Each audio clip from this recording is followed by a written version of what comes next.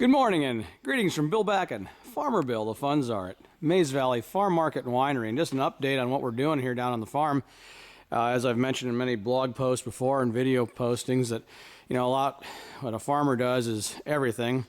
Over the years, learned to be a truck mechanic, soil agronomist, and you name it. And what we're approaching the final. Getting ready for our farmers market. It's going to give them another whirl this year, and we're outfitting up the 51 and the 52. Had them pretty well ready to go. They're putting the tarp system on the 51. I got mine in here, my 52, to help guide them through the process. I didn't have very good instructions and no vision when I was doing it, so I got it on there, but quite an advantage doing it this way. One thing we did want to do is update the rubber on this truck. This, as I mentioned before, when I purchased this truck about 5 years ago, I found it in a warehouse with 3,434 miles and a great big old snow plow hanging on its nose, and it was used to plow snow at a shipping place on the west side of Cleveland, where they plowed snow in their parking lot, and their parking lot was tiny on the west side of Cleveland near the Cleveland Hopkins Airport, and it was a hand-operated plow. So there's an enormous plow in the front of this truck that you actually grabbed a hold of a hydraulic jack type apparatus, which was floor mounted on the passenger side, and you pumped it up to pick the plow up off the ground. And if you wanted to change the angle, you got out of the truck and went over and pulled a pin out and shoved the plow around and dropped a pin down in. And then you had to maneuver this enormous truck for a very small parking lot. It's not that it's that big a truck in this parking lot, trust me, it was. And the thing, it turns fine, but it wasn't real handy, so it sat a lot.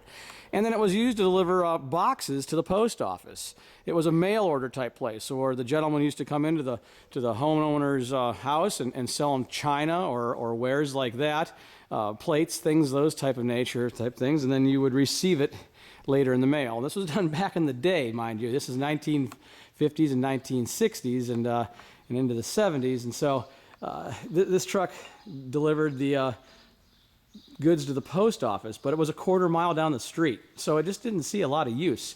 And after a while, I think it just got to be more trouble than it was worth, and I found it back in the corner of this building, literally buried in boxes, and it had a picnic table up on its roof and hoses hanging off its mirrors and things like that.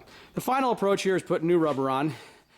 The moral of that story is it had the original tires on it when I got it, and it still does on the rear. And they're in really good shape, but for the front end, the steering tires in particular, you want to have good rubber.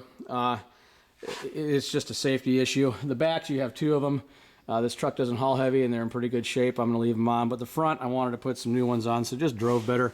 While I'm in there, we're doing a final grease, putting grease into the kingpins, steering assembly, all that, getting her all done and ready to go.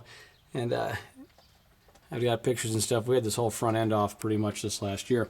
But this is what's going on down at the farm at Mays Valley Farm Market and Winery, part of our diversified farm business, family farm business.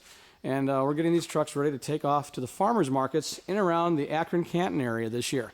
The Cleveland markets will use some different trucks as well. Bill Backen, funds are from Mays Valley Farm Market and Winery, saying thank you for stopping by.